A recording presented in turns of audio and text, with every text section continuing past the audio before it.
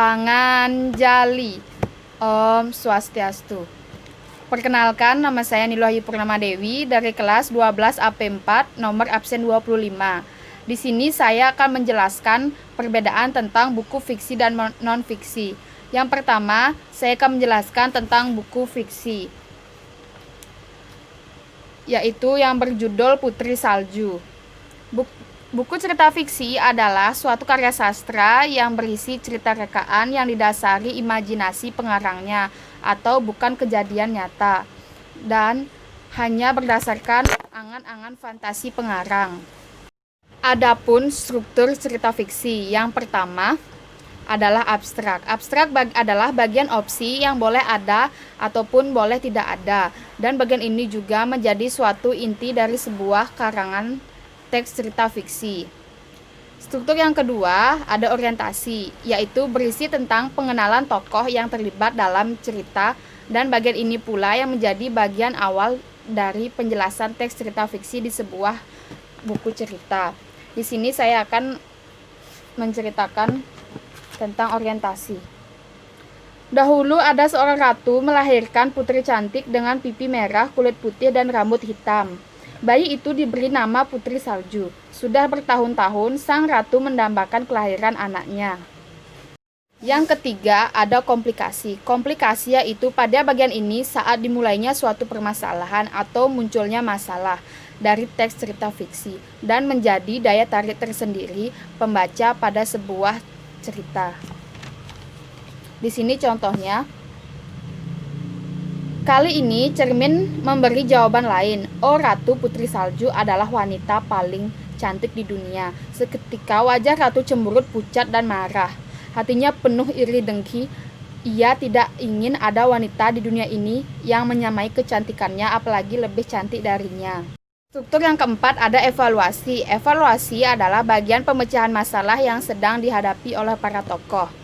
Contohnya, dengan rasa marah, Ratu memanggil seorang pemburu. Bawalah Putri Salju ke hutan, perintahnya.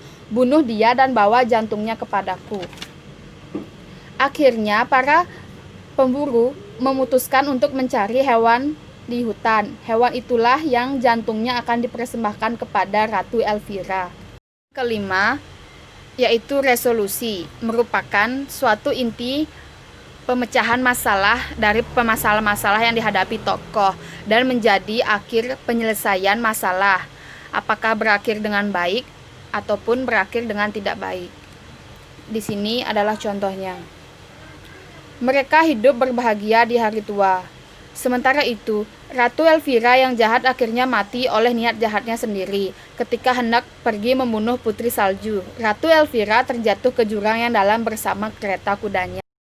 Koda merupakan akhir cerita yang berisi kesimpulan suatu cerita dan menjadi penutup yang berisi amanat dan pesan yang dapat dipetik atau diteladani dari teks cerita fiksi.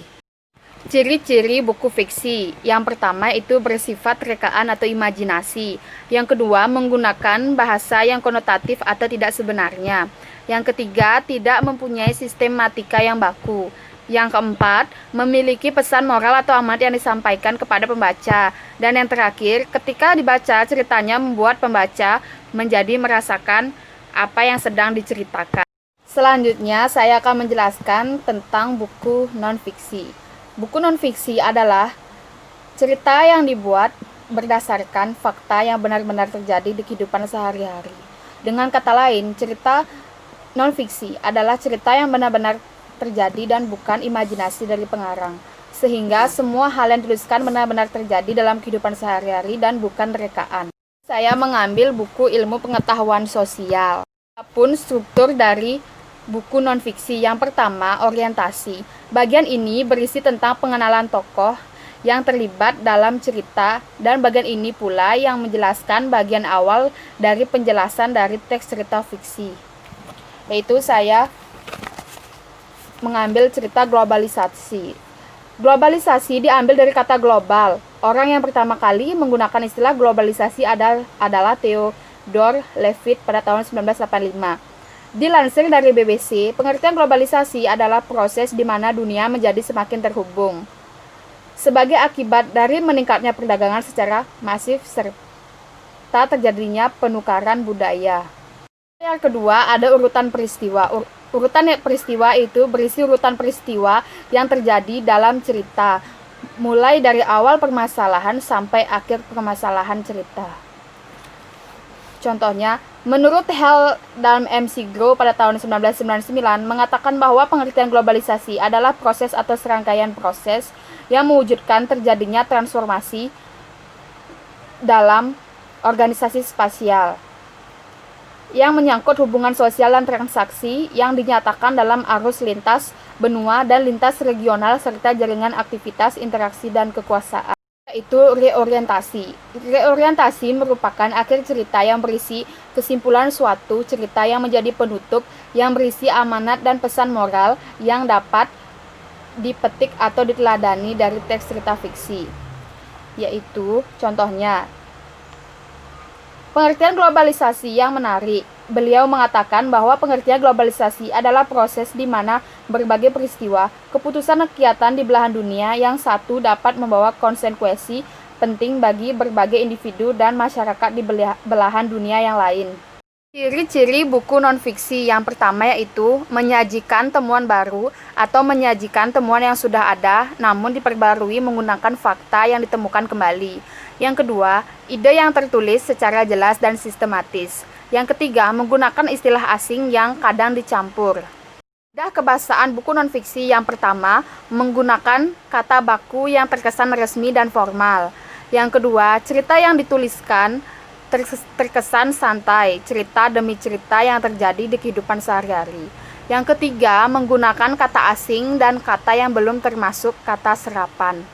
Jadi, perbedaan antara buku fiksi dan non-fiksi terletak pada imajiner atau fakta dan tidak fakta atau rekaan. Namun, dengan perbedaan tersebut tidak mengubah gaya bahasa yang digunakan bersifat denotatif yang mengarang pada pengertian yang terbatas. Sekian dari penjelasan mengenai perbedaan fiksi dan non-fiksi. Saya tutup dengan Paramasanti. Om Santi Santi Santi Om.